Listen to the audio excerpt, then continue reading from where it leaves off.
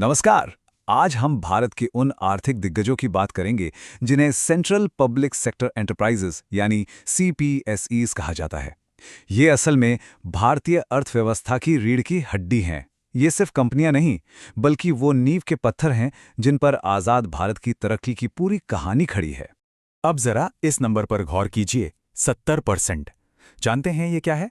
भारत के organise sector में काम करने वाले कुल लोगों में से लगभग 70% कर्मचारी इन्हीं पब्लिक सेक्टर यूनिट्स यानी पीएसयूज में काम करते हैं। सिर्फ ये एक आंकड़ा ही इनकी अहमियत बताने के लिए काफी है। तो चलिए आज इस पूरे टॉपिक को गहराई से समझते हैं। हम पीएसयू की नींव से शुरू करेंगे, फिर रत्न स्टेटस के पिरामिड को देखेंगे जिसमें महारत्न, नवरत्न और मिनी रत्न आते हैं, और हाँ, आखिर में सारे जरूरी पॉइंट्स को फटाफट रिवाइज भी करेंगे। तो सवाल ये है कि ये सब शुरू कहाँ से हुआ? पब्लिक सेक्टर एंटरप्राइजेस की जो भूमिका है वो हमेशा से ही भारत की इकोनॉमिक स्टोरी का एक बहुत ही जरूरी हिस्सा रही है। इस ग्रोथ का स्केल इन आंकड़ों से एकदम साफ हो जाता है। सोचिए, 1951 में जहां सिर्फ 5 कंपनियां थीं और कुल निवेश था महज 29 करोड़ रुपए, वहीं आज 3800 कंपनियां हैं और कुल इन्वेस्टमेंट 6 लाख करोड़ रुपए से भी ज्यादा का है। ये वाकई में एक जबरदस्त छलांग है। देखिए, आज़ादी के ठीक बाद देश को एक मजबूत इंडस्ट्रियल बेस की सख्त ज़रूरत थी, और ये ज़रूरत पूरी की इन्हीं पीएसयूज ने। स्टील, कोयला, हेवी मशीनरी, इन जैसे कोर सेक्टर्स में काम करके इन्होंने देश की तरक्की के लिए वो ठोस ज़मीन तैयार की जिसके फ़ायदे हमें आज तक मिल रहे हैं। अब सवाल ये उठता है कि सरकार इतनी सारी बड़ी बड़ी कंपनियों को मैनेज कैसे करती है। यहीं पर एंट्री होती है रत्न क्लासिफिकेशन सिस्टम की। ये सिर्फ एक रैंकिंग नहीं है, बल्कि ये इन कंपनियों को और ज़्यादा आज़ादी यानी ऑटोनॉमी देकर उन्हें आगे बढ़ने के लिए प्रोत्साहित करने का एक तरीका है। इसे एक पिरामिड की तरह समझिए। सबसे निचले लेवल पर हैं मिनी रत्न, जो लगातार अच्छा परफॉर्म कर रहे हैं। बीच में आते हैं नवरत्न, जो नेशनल लेवल के लीडर्स हैं, और सबसे ऊपर शिखर पर बैठे हैं महारत्न, जो ग्लोबल स्टेज पर भारत के चैंपियंस हैं। तो चलिए पिरामिड के टॉप से ही शुरू करते हैं। महारत्न का दर्जा ये हर किसी को नहीं मिलता। ये सिर्फ उन चुनिंदा कंपनियों के लिए है जिनमें ग्लोबल लीडर बनने की पूरी क्षमता होती है। महारत्न बनना, जैसा मैंने कहा, बिल्कुल भी आसान नहीं है। 19 मई 2010 को यह स्कीम शुरू हुई थी। इसके लिए पहली शर्त तो यह है कि कंपनी के पास पहले से नवरत्न का दर्जा हो, फिर उसे स्टॉक एक्सचेंज पर लिस्टेड होना चाहिए और इंटरनेशनल मार्केट में उसकी अच्छी खासी पहचान होनी चाहिए।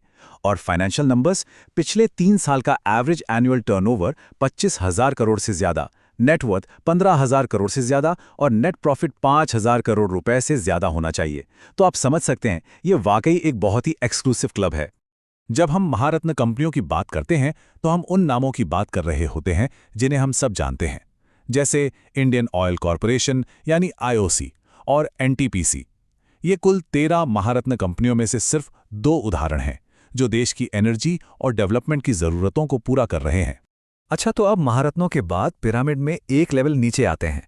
अब बात करते हैं उन कंपनियों की जो नेशनल लेवल पर बहुत अहम रोल निभाती हैं, यानी नवरत्न और मिनी रत्न।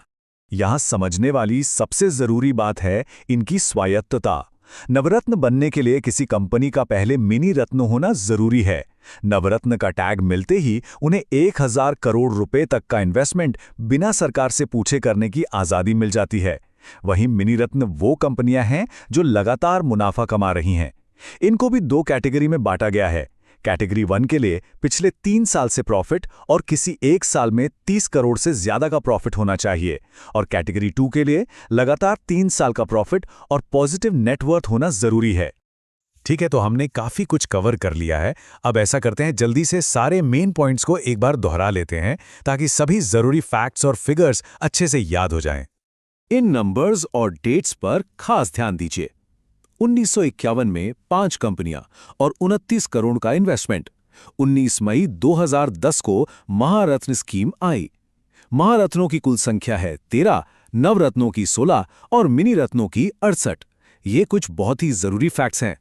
चलिए, पहला सवाल, 1951 में 5 सीपीएसईज में कुल कितना निवेश था? इसका सही जवाब है 29 करोड़ रुपए। अगला सवाल है कि महारत्न योजना किस साल में शुरू की गई, और इसका जवाब है साल 2010 में। तीसरा सवाल, महारत्न स्टेटस के लिए कम से कम कितना एवरेज एनुअल टर्नओवर चाहिए? और वो आंकड़ा है 25,000 करोड़ रुपए से ज्यादा। अच्छा, ये सही है या गलत? नवरत्न बनने के लिए कंपनी का पहले मिनी रत्न होना जरूरी है। जी हाँ, ये बिल्कुल सही है। 5वां सवाल, भारत में कुल कितने महारत्न CPSCs हैं? इनकी कुल संख्या है 13। अगला सवाल, नवरत्न कंपनियां बिना सरकारी मंजूरी के कितना इन्वेस्ट कर सकती हैं? और जवाब है 1,000 करोड़ रुपए तक। 7वां सवाल, मिनी रत्न की किस कैटेगरी को पिछले 3 साल हर साल मुनाफा कमाना होता है? ये शर्त कैटेगरी 1 और कैटेगरी 2 दोनों के लिए ही लागू होती है। 8वां सवाल, पैसों के अलावा महारत्न स्टेटस के लिए और कौन सी एक नॉन फाइनेंशियल शर्त है? और वो शर्त है कंपनी की एक अच्छी खासी ग्लोबल प्रेजेंस होनी चाहिए। 9वां सवाल, भारत में कुल कितने नवरत्न CPSCs हैं? इनकी संख्या है 16। और ये रहा आखिरी सवाल, पब्लिक सेक्टर का भारत के GDP में लगभग कितना योगदान है? ये करीब 13 से 14% है। इस जानकारीपूर्ण प्रस्तुति के प्रायोजक हैं लॉजिक लैडर इंस्टीट्यूट। तो उम्मीद है कि ये जानकारी उपयोगी लगी होगी। अगर हाँ, तो इसे लाइक और सब्सक्राइब करना ना भूलें। भारत के इन आर्थिक दिग्गजों के भविष्य को लेकर आपकी क्या राय है? अपने विचार नीचे कमेंट्स में जरूर बताइएगा। देखने के लिए बहुत बहुत धन्यवाद।